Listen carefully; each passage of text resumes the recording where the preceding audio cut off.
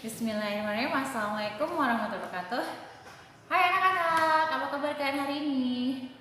Semoga semuanya saudara dengan Allah Subhanahu wa taala dan diberikan kesehatan senantiasa. Amin ya rabbal alamin. Nah, anak-anak sudah siap untuk mendengarkan lanjutan cerita kewalikasan kita waktu itu? Yuk kita simak. Tapi sebelumnya kita baca basmalah dulu ya. Bismillahirrahmanirrahim. Nah, selamat menyimak anak-anak. Nah, anak-anak, setelah Dajjal mati dibunuh Nabi Isa alaihissalam, ternyata muncullah tantangan lain berupa segolongan bangsa penyebar kerusakan yang tidak mampu ditaklukkan oleh Nabi Isa alaihissalam dan kaum muslimin. Sehingga Allah Subhanahu wa taala memerintahkan mereka untuk bertahan di pegunungan dan bukit-bukit. Siapakah orang-orang yang mempunyai kekuatan dahsyat itu? Mereka dinamakan bangsa Ya'juj dan Ma'juj.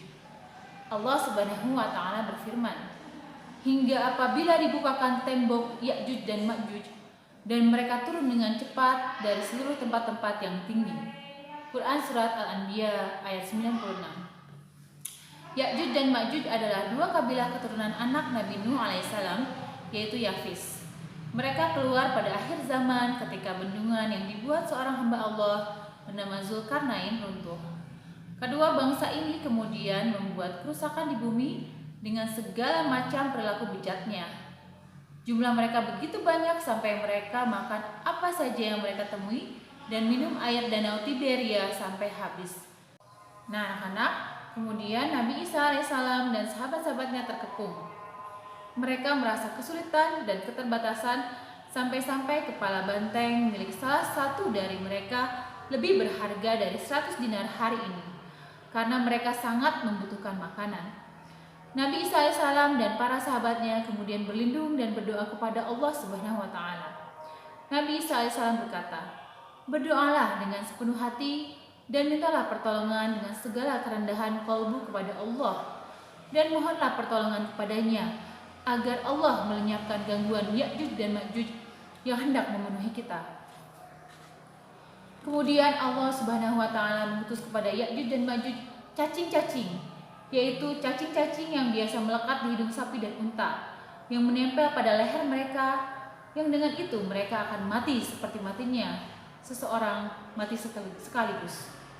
Kemudian Nabi Isa alaihissalam turun dari gunung dan tidak sejengkal pun tanah yang tak disesaki oleh bebauan busuk dari bangkai-bangkai Ya'juj dan Ma'juj beserta pengikut mereka. Nabi Isa alaihissalam dan para sahabat yang menyaksikan hal itu lalu bersimpuh memohon kepada Allah Subhanahu wa taala. Kemudian Allah Subhanahu wa taala mengutus seekor burung besar sebesar unta dan membawa mereka kemana Allah Subhanahu wa taala kehendaki. Allah Subhanahu wa taala lalu menurunkan hujan deras hingga tak satu rumah pun atau bukit yang mampu merintangi curahan air itu. Hujan membersihkan bumi hingga mengilat bagai kaca. Setelah itu dikatakan kepada bumi, tumbuhkan pohon dan buah-buahan, kembalikan keberkatanmu.